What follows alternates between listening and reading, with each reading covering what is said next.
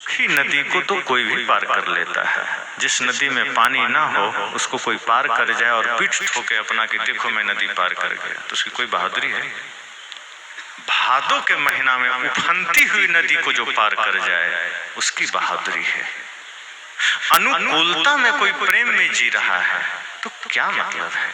अर्थात आपको किसी ने गाली नहीं दी, आपके साथ किसी ने दुर्व्यवहार नहीं किया, आपके साथ किसी का बुरा बर्ताव नहीं हुआ, आपके जीवन में कोई प्रतिकूलता नहीं है, कोई परिस्थिति नहीं है और आप प्रेम में हैं, तो ये आपकी जीत नहीं है, ये परिस्थितियों की जीत है कि वो आपके लिए ऐसा कोई अवस्था नहीं लाया कि आपके भीतर क्रोध जागृत हो सके। ऐसे समय में जहां किसी ने आपको गाली दे दी हो, जहां किसी ने आप पर गुस्सा कर दिया हो, जहां परिस्थितियां प्रतिकूल हो गई हो और तब भी चेहरे पर मुस्कुराहट बनी रहे, तब समझना अब सत्संग हो गया है। किसी ने गाली दी है और उसके बावजूद चेहरे पर मुस्कुराहट बनी रहे, समझ जाना अब सत्संग हो गया है, अब ध्यान हो गया है।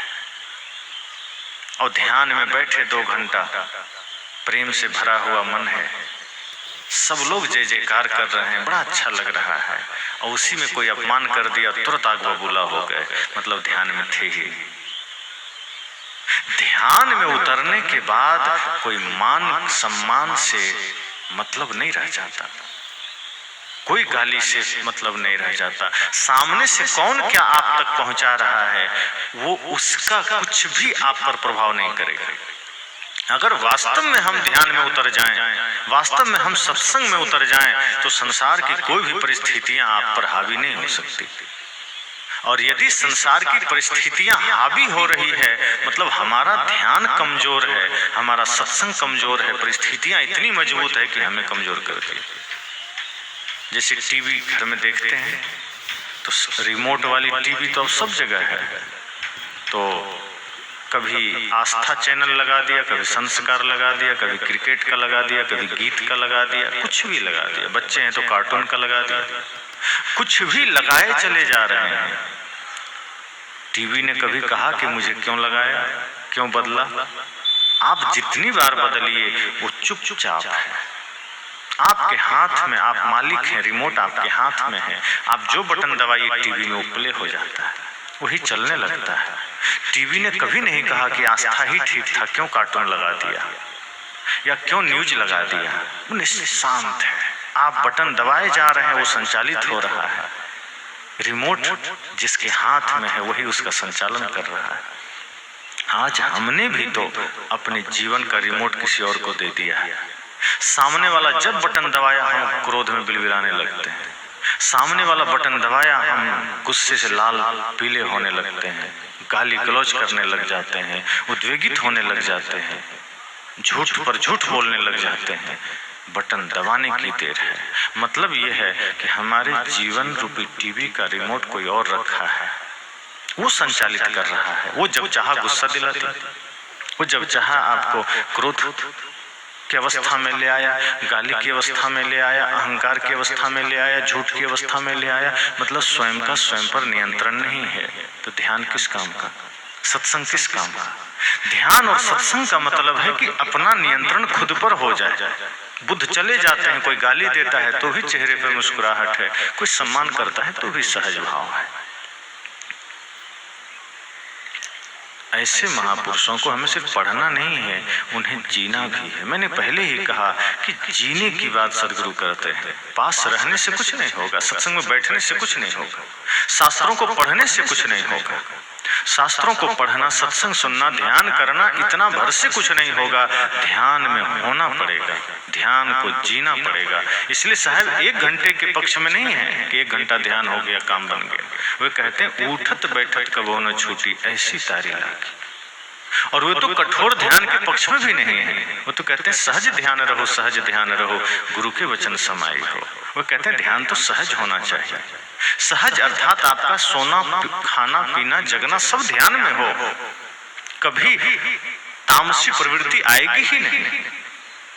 सदैव सतोगुण में आप जिएंगे अगर ध्यान सदैव रहेगा। और जब सदैव सतोगुण का वास होगा भीतर, तो न गुस्सा में आ पाएंगे, न आलोचना के शिकार होंगे, न क्रोध के शिकार होंगे, न झूठ के शिकार होंगे। वो सारे विकार आपसे दूर रहेंगे, सतोगुण का प्रभाव बना रहेगा। तो साहब सत्संग, ध्यान, पूजा करने की बात तो कहते हैं, लेकिन उसको जीने की बात करते हैं। जब हम सत्संग को जीते हैं तो सत्संग हमारे साथ चलता है। फिर हम कहीं भी होंगे, सत्संग हमारे साथ होगा। जैसे यहाँ पंडाल में है, हम सत्संगी हैं, पंडाल के बाहर हम सत्संगी नहीं होते। तो चौराहे की लाइट से हम कब तक काम चलाएंगे? हमारी जिंदगी तो ऐसी हो गई कि चौराहे की लाइट में हम बैठे हैं, प्रकाश है। चौराहे की लाइट कितनी देर आपका साथ देगा?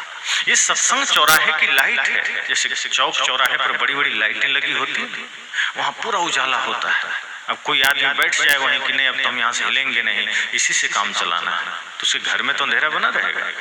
वो जहाँ जाएगा रास्ते में वहां भी अंधेरा बना रहेगा। चौराहे की लाइट सिर्फ संकेत है कि जैसे यहाँ उजाला है वैसे आपके साथ, आपके जीवन में उजाला हो सकता है। ये सदा साथ नहीं आएगा। ये सत्संग भी एक चौराहा है जहाँ हम इकट्ठे हुए हैं और यहाँ ज्ञान का उजाला है। जैसे बाहर चौक चौराहे पर उजाला है, और जब हम उस उजाले से निकल कर कहीं बाहर जाते हैं तो हमें अंधेरे का सामना करना पड़ता है, तो हमें एक छोटा सा टॉर्च ही सहारा बनता है, वही काम आता है। फिर एक छोटे से टॉर्च के सहारे हम हजारों किलोमीटर की यात्रा तय कर सकते हैं। उसी से हम रास्ते में आने वाले गड्ढों को देख सकते हैं, आने वाले संकट को देख सकते हैं। तो एक टॉर्च संकेत, उस चौक की लाइट संकेत है हमारे जीवन के लिए कि कुछ नहीं तो एक टॉर्च तो साथ में रख लो, हम तो सदा साथ नहीं दे सकते। इस सत्संग रूपी चौराहे में इस ज्ञान के उजाले का संकेत यही है कि यहाँ से अपने अपने भीतर के दिया भी जला के जाना, अपने अपने भीतर के ज्ञान दीप को भी प्रज्वलित करके जाना, जिसे बुद्ध कहते हैं अप दीपो भव, अपना दिया खुद बनो। ये सत्संग से अपने भीतर के दीप को जला के जब आप जाएंगे तो संसार के किसी भी अंधेरे में जाएंगे, किसी भी जगह में जाएंगे, सत्संग का उजाला सदैव आपको बचाता रहेगा, सदैव आपको संभालता रहेगा, सदैव आपको सजग करता रहेगा। फिर जीवन में समस्याएं नहीं आएगी।